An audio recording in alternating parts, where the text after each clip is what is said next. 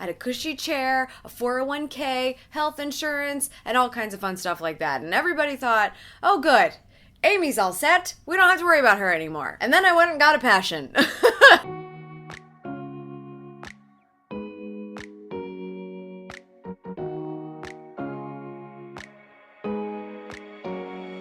What's up, socials? Welcome back to AmyTV. I got a question recently in my Instagram DM. Somebody asked me how I hid my side hustle, or if you don't really know what that term means, essentially the job that I was starting, my passion project that I was starting outside of my full-time job. How did I hide that side hustle from my main hustle, which was my full-time job? I thought that was a really interesting question because I imagine a lot of people have to deal with this.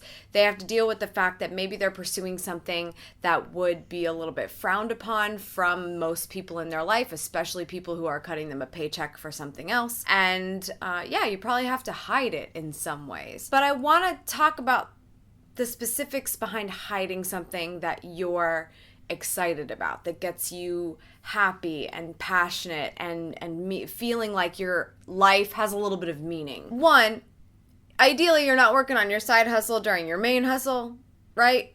Okay, don't be doing that because that doesn't really work. You shouldn't be doing that. That's not effective. You should be giving 100% of your time to the place that is paying you to have your time be spent there. And your side hustle happens in those side hustle times. But when it comes to hiding the side hustle because you are embarrassed to talk about that thing that you love, that thing that you're working on, that's what I want to get into. Before we do that, make sure you subscribe to this channel. I make new videos every Wednesday and Sunday. Sometimes we have to have a tough conversation like today, and other times we're just talking about getting productive and being a better version of ourselves. So let's say you're embarrassed of your thing. You're embarrassed of the thing you're really excited about, the thing you're realizing, oh man, I think if I could spend more of my time on this, I might actually really, really enjoy my life.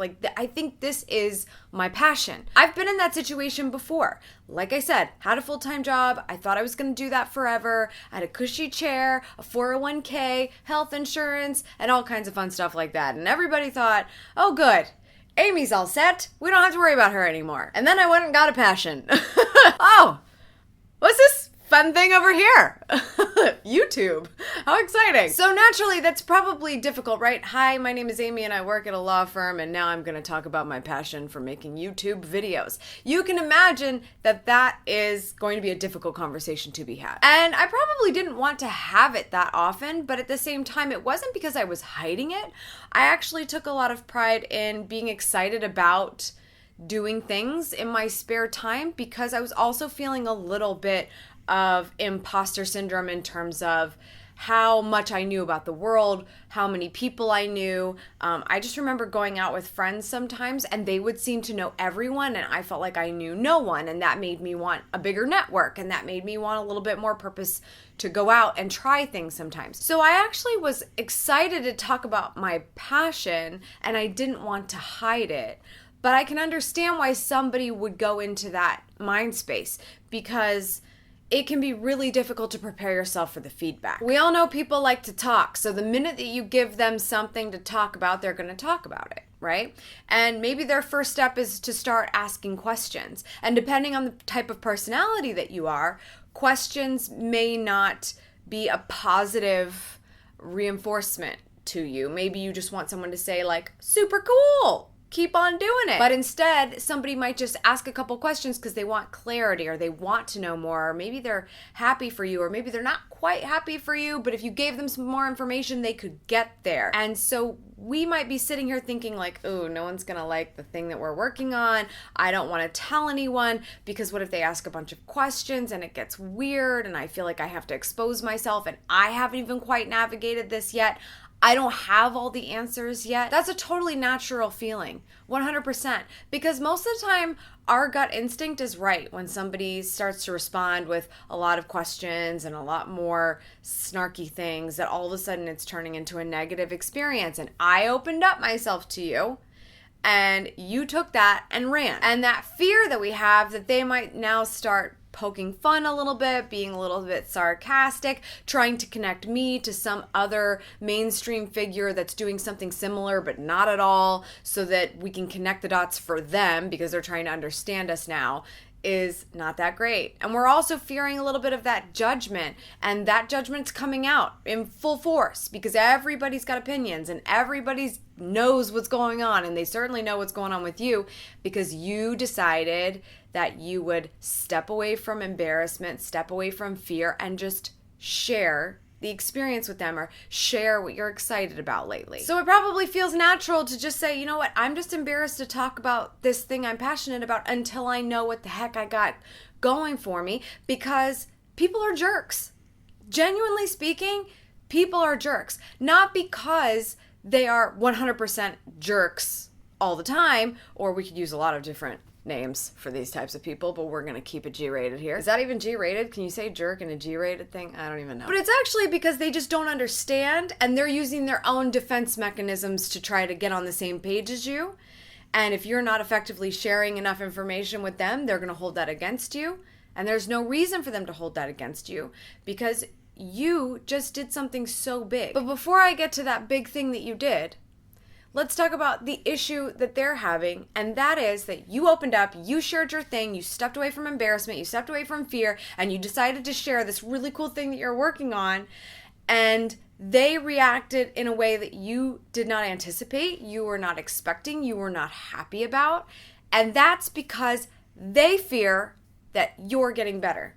Potentially, but maybe not, better than them. No matter what, the idea of you getting better and the idea of you surpassing someone else, everyone gets a little competitive in that moment, right? So they're using their own defense mechanisms to make you feel somewhat mediocre or crummy about the thing that you were passionate about. That sucks. That's a terrible experience.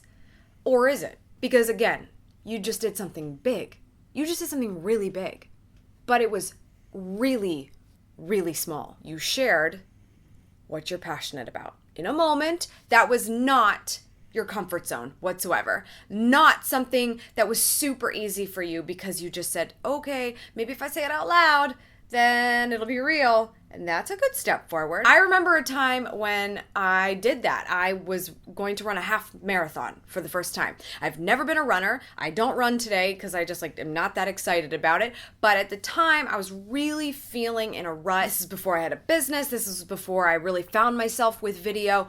I just felt like I was in circles all the time, going to my regular job and not super purposeful. And I thought if I could just have a little job, a little thing I needed to do, a goal I needed to accomplish, I think I could find some meaning in that. And I could feel really good about it. So I decided to train for a half marathon. But one thing that is not something I'm very good at talking about is telling other people how I work out. My fitness, I'm a little bit self-conscious about. I don't know why. I don't like to work out at the gym, but I know I have to. I like to go to classes because everybody looks like a fool together. But when I work out alone, I don't want anyone looking at me. I don't want to tell people what I'm working on. I mean, which is weird because I also love telling people what's made a huge difference for me. So I knew that me getting out of my comfort zone was not just training for the half marathon, but it would be telling somebody that I'm going to run a half marathon. And so I actually went to my boss, one of my two bosses at the time, and I was like, girl, I'm going to run a half marathon.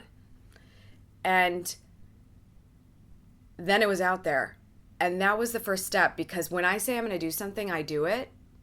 I have a very bad memory and I might forget for 5 minutes, but these kinds of things you can't really forget. And so I said it, so I knew I was going to do it. And long story short, I did it. And guess who was one of the few people along the half marathon route when I did it? She was there. It was just that really small thing that ended up propelling me so much more forward. And today, that's sort of the moral of all of these things I'm trying to tell you. Today, there's so much stock in making massive moves. Everyone thinks the YouTube channel hits 100,000 subscribers in a day. Nope. How many years did I have to go by where I had comments of people saying, oh my God, you don't even have 100,000 subscribers. These videos are worthless. And then all of a sudden you hit the milestone, those comments go away and new ones come along. It doesn't matter. I had to press publish on every single video to get to where I am, to hit a milestone. like that. I had to take the small step. Even if people were going to poke fun of me, say something about it, not agree with my perspective, I had to do each of those things in order to get to that point. And then that point came, and you sit in it and you really revel in it, and you're like, holy crap, I've been wanting this for so long. But there's still so much more to do, because an object in motion stays in motion.